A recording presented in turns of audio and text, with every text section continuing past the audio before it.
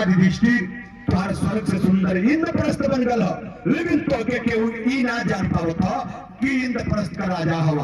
अचानक तुहार राज्य बनल हो, एगो हमार कहल करा, राष्ट्रीय करा के सब लोग के अगल बगल की राजा महाराजा के हस्तिनापुर की अपनी गुरुजी द्रोणाचार्य कृपाचार्य भीष्म जी अपनी बड़का बाबू धर्मराज युधिष्ठिराज के बुलावा और राष्ट्रीय में शामिल करा। और जब शामिल करके भंडारा करके खिएगा तो तोहू के लोग जान जाइए कि इंद्रप्रस्थ का राजा धर्मात्मा युधिष्ठिर हवा।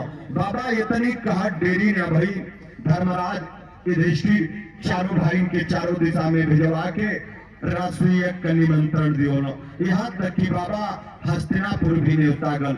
और जब हस्तिनापुर न्योता गल बाबा ऐसन मर्जी भैल की बोला बन बिहारी लाल लेकी बोला काशीदास बाबा की मर्जी ही भाई कि अमन का दो भाई झगड़ा कर लेते हैं तो चट्टी पर देखे लगते हैं कि फलाना की गाँव में हमारा आदमी हुआ अपने भाई के हम न किए।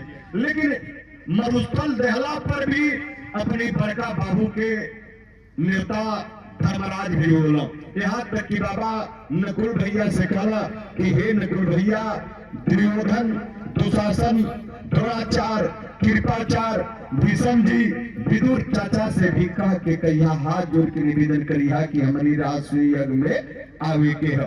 बाबा नम्रता से नेता सबके दिया राष्ट्रीय यज्ञ का समय निर्धारित रहे।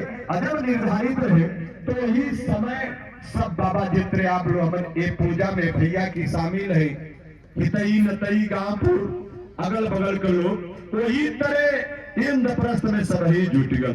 जब बाबा सबही जुटल तब भगवान एक और गद्दी पर विराजमान हुआ, भीष्म जी वेद व्यास जी सबही बारी बारी से बैठल है।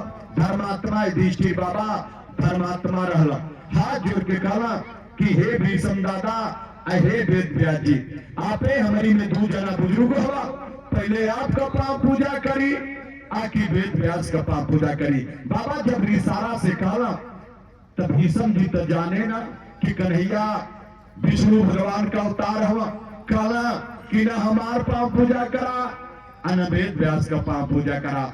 जब पाप पूजा कैले चाहत हुआ देवकी नंदन वास्ते कन्हैया हुआ, कन्हैया और रिसारा कर देना बाबा। जब रिसारा कैला तो कन्हैया का पाप पूजा होके लगल। जब पाप पूजा हो था बाबा तो भगवान की बुआ का लड़का शिशुपाल, जब वो डेरी में आयल पाप पूजा उधर होता वही समय भगवान के शिशुपाल अपनी भैया के कन्हैया के गाड़ी देवे लगल, कहे लगल कि अगर पता ना हो कि देवकी वासुदेव का लड़का हवा कि नंद जसोदा का लड़का हवा, ई छलिया मयाबी बड़का ये राजा महाराजा के सबसे सर्वश्रेष्ठ हो गई ना कि नहीं का पाप पूजाई। जब बाबा तुम ताम करे लगल तब बगलिया में बलराम जी रहना खिचखिचात हो, कन्हैया जी मुस्कियात हो। कहा कन्हैया जी मुस्किया तो बलराम जी कहे कि हर बत्ती में तो के हंसी आवेले, फुआ का लड़का गरियावा था अब तुम मुस्कियात हवा, ये बतावा कि तो के अच्छा लगत था। भगवान हाथ जोड़ के अपनी बलराम भैया से कहा कि हे बलराम भैया, जब शिशुपाल पैदा भल रहे तो 3 नेत्र वाला रहे, आकाशवाणी भई कि चकरी गोरा में जाई तू नेत्र वाला हुई वो करिए हाथे मेरे तू एक निश्चित ही हुआ। अपनी राज्य में सबकी कोरा में बैठावल एक नेत्र ना खत्म भई। जब हम आप गई लिया तो आप में बैठक ना खत्म भई, हमारी में भई न काला की हाँ तब याद करा हुआ हमके बाएं धके तुम्हारी आड़े ले गई, काला की हाँ तो ले गई तो हमसे निवेदन के तो पूरा काम के कहा करे के पड़ी। हम पूरा से वादा करी, पूरा कलश कि हे कन्हैया तुम्हारी हाथे हमारी पुत्र का मृत्यु हो तो अपनी फुआ की लड़का के मरबा, अपनी भाई के मरबा। तो हम फुआ से वादा करी कि हे फुआ अगर हमारी हाथे हुई तो हम पक्का मरबे करब, लेकिन अपने भाई का 100 गलती हम माफ करब। इतने तो से हम कह सकते हैं, इतने तो के हम वचन देते हैं। तो हम फुआ के वचन दे हैं। अब 100 जब पार करी देखे पक्का मारब। अब उतने में बाबा शिशुपाल 97 गाड़ी दे बने। भगवान हाथ जोड़ के शिशुपाल से निवेदन किया कि हे शिशुपाल भैया मान जा मोर भा फुआ के वादा के मुताबिक तीने गलती द्वार कम है, ऐसा मत करा। खलस की तो से रात में आई मैं अभी छलिया कंस मामा के मार के चंडाल भड़का हो गई है। इतने कहा देरी भई बाबा, जब 100 से पार कैल भगवान वही इंद्रप्रस्थ में चक्र सुदर्शन निकल शिशुपाल का मस्तक कटल। जब बाबा मस्तक काट दिल तो उनकी बुआ का लड़का रहे शिशुपाल, भगवान के दोष लेकर कानी उंगली भगवान का जब कटल तो द्रौपदी यही तेरे सभा में बैठल है, अपन आंचर फाड़ के दौड़ के बाबा बनलस। जब बनलस वही समय भगवान मुरलीधर कन्हैया वो वादा कैला कि हे द्रौपदी बहन, एक दिन समय आई तो तोरी एक का कर हम चुका दे। तो बाबा लोग कहे ना बुजुर्ग, ये आज भी परंपरा है कि भगवान वादा का पक्का है।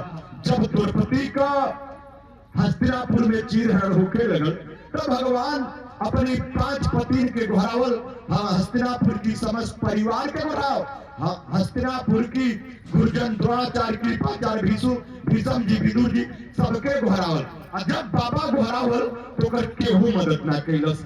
ओके तब याद आल अंतिम बारी खलस की भैया तो हमसे कहले हम कि तो हम रक्षा करब। जब इतनी बात आई बाबा धीरे से द्रौपदी कहलस की हे कन्हैया भैया कहाँ हवा, अगर आज ना आईबा क्षणिक मात्रा में ना आईबा तो तोहार बहन ये मृतलोक पर ना रही। जब इतनी बाबा ललकार के द्रौपदी कहलस भगवान मुरलीधर कन्हैया तुरंत आके होकर बाबा आप रूह बचौला। भगवान बहुत बढ़िया हमारी कहला का मतलब रहा, पूजा का मतलब रहा बाबा कि नजीर है भगवान का। जब पूजा है तो नजीर दिखा दे कि भगवान ये मृतलोक पर आके सब कुछ करल। यहाँ तक कि बाबा कलयुग पहर में भी लोग हमान का मनाई लिया, भगवान हमान का कार्य संपन्न कर देना। भगवान बहुत बढ़िया हो, इतना बढ़िया हो बाबा कि उनका कीर्ति कुछ आप कहला मान कर लेना। बाजा बजे बाजा